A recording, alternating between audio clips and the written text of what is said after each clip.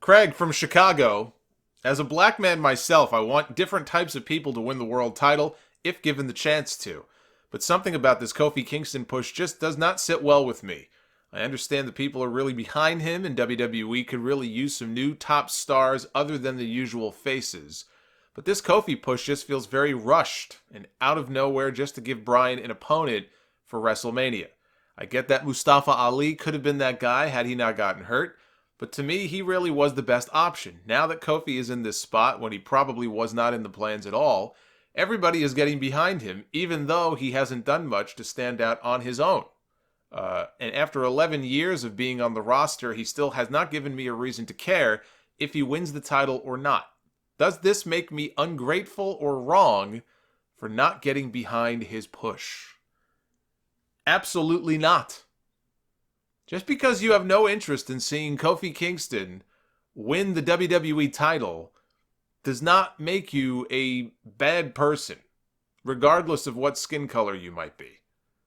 Just like if you don't think Ronda Rousey and Becky Lynch, and Charlotte, almost forgot about her, should headline WrestleMania. Because it's not the match that you're looking forward to the most. To say that does not make you a misogynist. I happen to think it is the real main event and that it should headline the show. But that's my opinion. Other people may not feel the same way. 6 weeks ago, Kofi Kingston was tossing pancakes into the crowd. I can understand why some people might not think he should be in the WWE Championship match at WrestleMania. Why they might think that, hey, they should take the time to build to something like that. To tell that story and not feel like it's being rushed. If they get away from the comedy and they tell the story of a man here who has given 11 years to the company, who's never gotten a one-on-one match before at WrestleMania, let alone a one-on-one championship match. He's never had a one-on-one match at WrestleMania. And here he is now trying to live his dream. I think that's a compelling story to tell. And yeah, it's being rushed pretty quickly, but I don't really have too much of an issue with that myself. That's a compelling story to me. That's a story I can get behind. And they seem to be doing that. I have no problem doing the Rocky story with Kofi Kingston and having him win the title at WrestleMania and giving people a feel-good moment. I'm happy for the guy. I really am. Hard work pays off. Sometimes when you least expect it, sometimes when it wasn't necessarily intended. But hard work does pay off. And yes, to a lot of black wrestling fans, that would be a very big deal for him to win that title. And I'm going to take myself out of the equation when it comes to that because I can't relate to that. So who am I to pass judgment, or who are you to pass judgment? I don't mean you, Craig. I just mean the general you.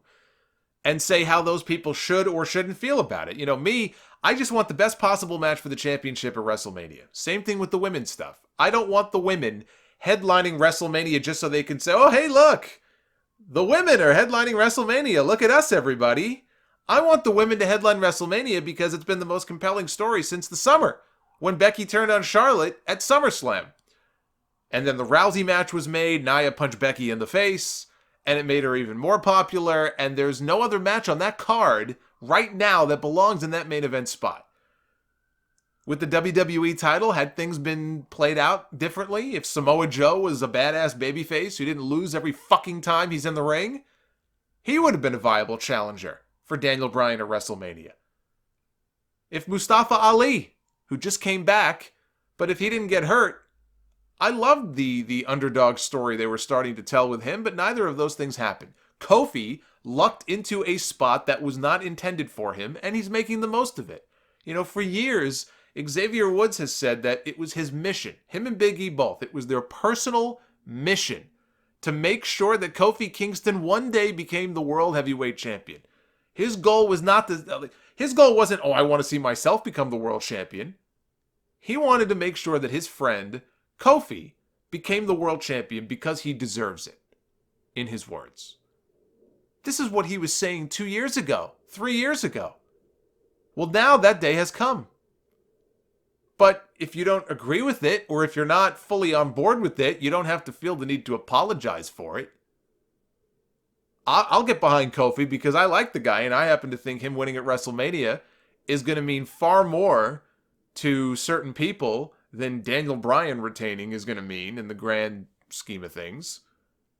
Plus, how can you not root for the guy in this storyline now that he's been screwed over by Vince McMahon? It was smart what they did on Tuesday. But you also need to understand that for the last 11 years, WWE has conditioned me, the viewer, to not take Kofi Kingston seriously as any kind of threat to the world title. He's won lots of other titles. He's had his memorable save spots in the Royal Rumble, which is completely played out, by the way. I think they need to just stop with that. And he got a new lease on life when the New Day took off. Now he plays with pancakes. That's what he's been doing. You can't expect every fan to suddenly wake up and be on the train to Kofi Mania. You need to give them some time to come around to the idea. Some people may never come around to the idea.